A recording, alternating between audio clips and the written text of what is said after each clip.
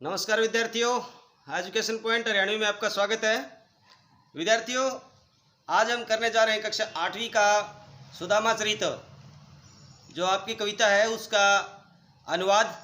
तो अक्षर पे उंगली रखिए और ध्यानपूर्वक देखिए कि एक अक्षर को। सबके मैं अर्थ बताता हुआ चलूँगा और हम इसका अनुवाद सीखेंगे। शीश पगा न जगा तन पे। शीश पगा, शीश सिर पर, पगा पगड़ी, ने नहीं जगह ढीला कुर्ता, तन शरीर, यानी कि जो है ना द्वारपाल है ना, वो जा कर के भगवान श्री कृष्ण को बताते हैं कि हे प्रभु, एक ब्राह्मण है ना, वो द्वार पर आया है और उसके सिर पर पगड़ी नहीं है और शरीर पर ढीला ढाला कुर्ता पहने हुए हैं। न जाने जाने को आही बसे के ही ग्रामा, और नहीं जानते कि वो किस गांव में रहता है। धोती फटी सी लटी, और भाई धोती है उनकी वो फटी हुई है, और लटी दुपट्टी, और उनके गले में जो है ना एक दुपट्टी, एक अंगोछा है वो लटका हुआ है। और पाए उपान्य को नाहि सामा, और उनके पैरों में उपान्य जूते भी नहीं हैं, उनके पैरों में जूते भी नहीं हैं। द्वार खड़ो द्विज दुर्बल एक, कि हे प्रभु, हमारे दरवाजे पर एक गरीब ब्राह्मण खड़ा है। रहो चकीसो वसुधा अभिराम, और चकित होकर के पृथ्वी की तरफ देख रहा है। चकित होकर के वसुधा पृथ्वी की तरफ, अभिराम ताक रहा है, देख रहा है। चकित होकर के, आश्चर्यचकित होकर के, यानी हैरान होकर के वो पृथ्वी की तरफ देख रहा है। पूछत दीन दयाल को धाम, दीन दयाल तीन लोक के स्वामी भगवान श्री कृष्ण के दयाल को धाम को जो है ना मकान पूछ रहे हैं, महल पूछ रहे हैं। बतावत अपना नाम सुदामा, और अपना नाम सुदामा बता रहे हैं। और जब श्री कृष्ण के पास ये बात पहुंचती है तो भगवान श्री कृष्ण देखिए कैसे सत्कार करते हैं अपने सखा का।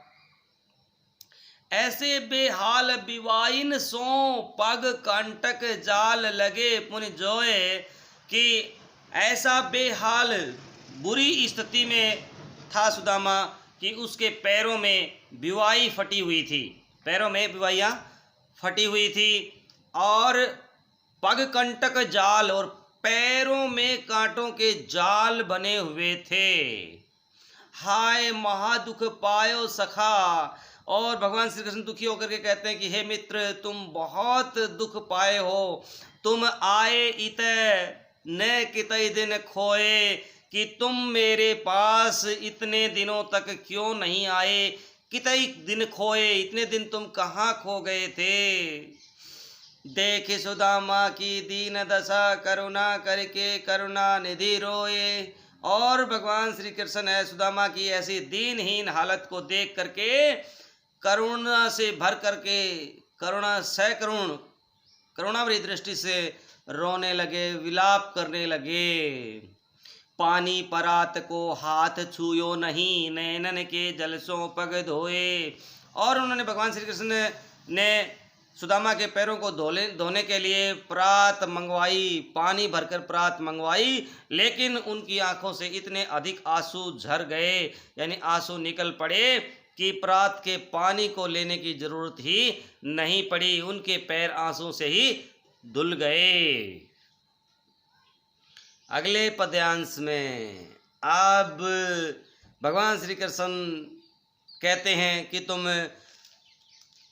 भाभी के पास से आए हो, कुछ ना कुछ उन्होंने हमारे लिए खाने के लिए अवश्य दिया होगा, तुम मुझे क्यों नहीं दिखाते हो।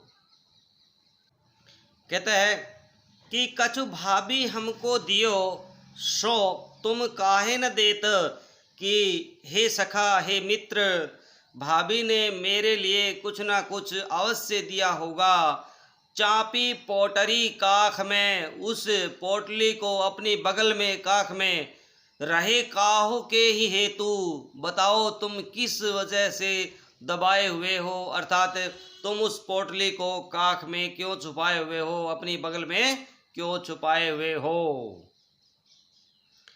और भाई आगे अगले पद्यांश में उस समय का वर्णन है जब भगवान श्री कृष्ण और सुदामा दोनों ही संदीपन ऋषि की कुटिया में आश्रम में शिक्षा ग्रहण करते थे। और एक बार वे रास्ते पर जा रहे थे, रास्ते में खाने के लिए गुरु माता ने उनको चने दिए थे और उन चनों को सुदामा है ना स्वयं अकेला खा गया था। वो उन्होंने इस भगवान श्री कृष्ण को नहीं बताए थे। तो वो कहता कि आगे चना गुरु मातु दिए थे, कि पहले भी गुरु माता ने हमें खाने के लिए चने दिए थे। लए तुम चाबी हमें नहीं दीने, और तुम चाबी खा गए थे। तुमने उन सभी चनों को खा लिया था और वो भी हमें नहीं दिए थे।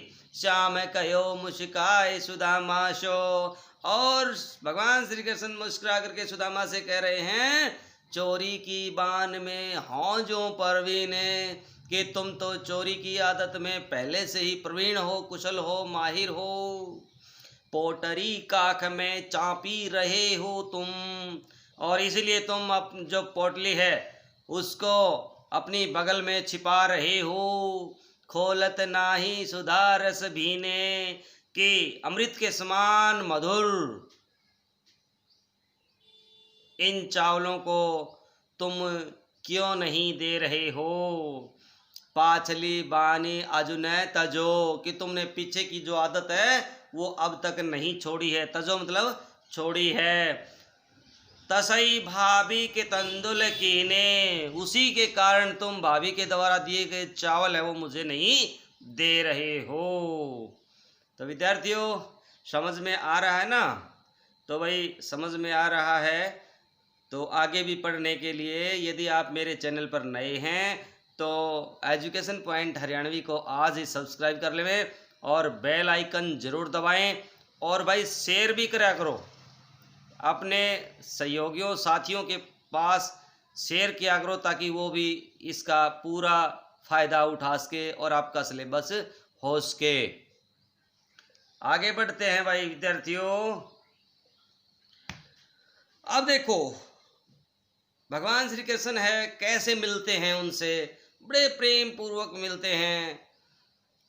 वह पुलकनी वह उठी मिलनी, वह आदर की बात। अब जो है ना इतनी बातें जब होती हैं तो भगवान श्री कृष्ण उनका सत्कार करके और उनको वापस भेज देते हैं द्वारका। तो वापस भेजने पर रास्ते में अपने मन ही मन सुदामा भगवान श्री कृष्ण के बारे में सोचते हुए जाते हैं कि उन्होंने मेरा इतना अच्छा सत्कार किया है लेकिन उन्होंने मुझे कुछ भी नहीं दिया। मैं तो पहले से ही मना कर रहा था मिश्राणी को आने के लिए, लेकिन मुझे ज़बरदस्ती भेज दिया गया था।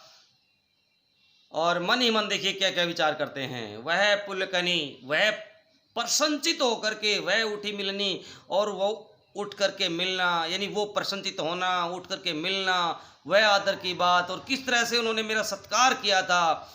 वह पटवनी गोपाल की, उस चतुर गोपाल की यानी भगवान श्री कृष्ण की कछु न जानी जात, यानी उनके बारे में कुछ भी नहीं कहा जा सकता। घर घर कर ओढ़त फिरे तनक दही के काज। तो आगे कहते हैं घर घर कर ओढ़त फिरे तनक दही के काज। अब जो है कहता है कि भगवान श्री कृष्ण है जब छोटे थे तो वो घर घर दही माखन की चोरी करते थे। कहा भयो जो अब भयो, अब क्या कहा जाए, जो हुआ सो हुआ, हरि को राज समाज। अब तो भगवान श्री कृष्ण राजसी हो गए हैं, राजा हो गए हैं, यानी राजाओं के समाज में रहने वाले हो गए हैं।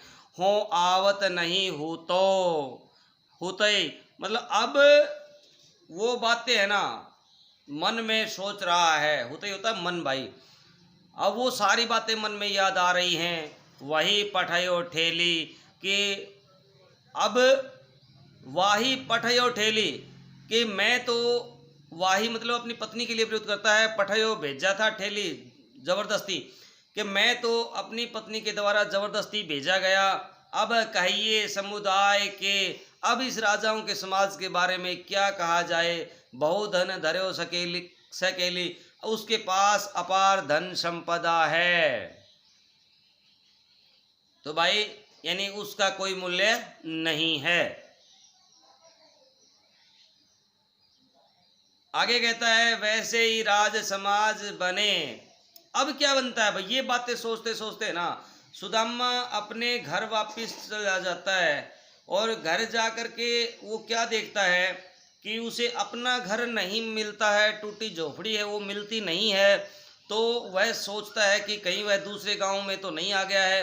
लेकिन जब वह अपने आस पास पड़ोस के लोगों से पूछता है तो लोग बताते हैं यह उसी का घर है, और उसके घर में उसे क्या क्या ठाठ मिले हुए हैं। देखिए भाई, वैसे ही राज समाज बने, कि जैसा भगवान श्री कृष्ण के पास राजाओं जैसा समाज यानी राजाओं जैसी सभा थी, वैसा ही भवन वहाँ उसका बन करके तैयार हो गया। गज बाजी घने मन सबरंतयो छयो, गज हाथी और बाजी घोड़े, घने मन सभ्रम छायो, यानी इतने हाथियों और घोड़ों को देख करके उसके मन में है ना भ्रम छा गया।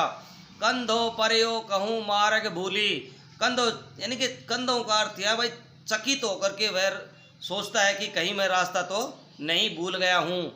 फेरी के मैं अब द्वारका आयो, फेरी के नहीं फिर करके घूम करके मैं फिर से वापस ऐसा लगता है द्वारका आ गया हूँ। भवन विलोक के, भवन या भवन, भवन विलोक की बे, घर को देख करके मन लोचत, आंखों यानी आंखें उसकी अचंभित हो जाती हैं। सोचत ही सब गांव समझायो, और जब जब वो सोचता है ना और गांव में देखता है, पूछत पांडे फिरे सब सो, और वह सब पांडवों से यानी पास पड़ोस में है ना पूछता फिरता है, पर झोपड़ी कहूँ खोज न पायो, लेकिन अपनी झोपड़ी को वह कहीं भी खोज नहीं पाया है। यानी जब वह वापिस आता है तो अपने मकान को नहीं देखता है, तो भगवान श्री कृष्ण जैसे राज समाज को पा करके घोड़े हाथी टहलने के लिए घोड़े और हाथी देख करके उसका मन है वो भ्रमित हो उठता है, और ऐसे वह चकित हो जाता है जैसे रास्ता भूल गया है, और ऐसे सोचता है जैसे जिस तरह से घूम करके फिर से वह द्वारका में ही आ गया है। भवन विलोक के मन लोचत, उनके उसके मकान को देख करके मन ही मन विचार कर रहा है। सोच ही सब गांव मंझायो, और वह सोचत ही सब गांव मंझायो, ये सोचता हुआ सारे गांव उसमें पूछता है। पूछत पांडे सब फिरे सो, यानी हर एक व्यक्ति से पूछता है, पर झोपड़ी कहूँ को न खोज न पायो, लेकिन वह अपनी झोपड़ी को कहीं भी खोजे नहीं पाया है। अगले में लास्ट में हम पढ़ते हैं भाई। अब देखिए उसके पास सारी चीज़ें भगवान श्री कृष्ण जैसी हो गई, और मन ही मन क्या क्या सोचता है कि अब मेरे पास क्या नहीं था और मेरे पास क्या था और अब मेरे पास क्या हो गया है। कई वह टूटी सी छानी हती, कि कहाँ तो वह टूटी हुई सी छान थी, कहाँ कंचन के अब धाम सुहावत है, और अब उसे अब सोने के वे महल हैं। कंचन धाम भाई सोने के जो दो महल हैं वो सुहावने नहीं लगते हैं।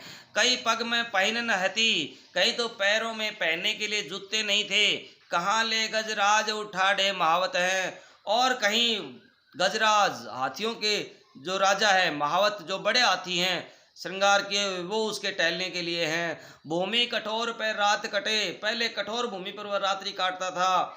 कहाँ कोमल सेज पर नींद न आवत है, और अब उसे कोमल कोमल सेजों पर भी नींद नहीं आती है। के जुरतो नाही कोदो सवाम, प्रभु के प्रताप ते दाख न भावत है। के जुरतो नाही कोदो, तो कोदो है ना भाई, कोदो होता है मोटा अनाज, जैसे मक्का है ज्वार है, इसको हम कोदो कहते हैं। तो कहता के जुरतो नाही कोदो स्वाम, कि कहीं तो उसे भोजन के लिए मोटा जो अनाज है ना वो भी नसीब नहीं होता था। प्रभु के प्रताप ते, और भगवान श्री कृष्ण के प्रताप से शौर्य से दाख न भावत है, आज किशमिश काजू जैसे भी चीज़ें उसे अच्छी नहीं लगती हैं। यानी अब उसे किसी प्रकार की कोई कठिनाई नहीं है। तो ये देखा भाई हमने भगवान श्री कृष्ण और सुदामा की दोस्ती के बारे में। तो विद्यार्थियों, आशा है आपको समझ में आ गया होगा। अगले वीडियो में हम इसके प्रश्नों को करेंगे। तो तब तक बने रहिए मेरे साथ एजुकेशन पॉइंट 98 पर। जय हिंद, जय भारत विद्यार्थियों।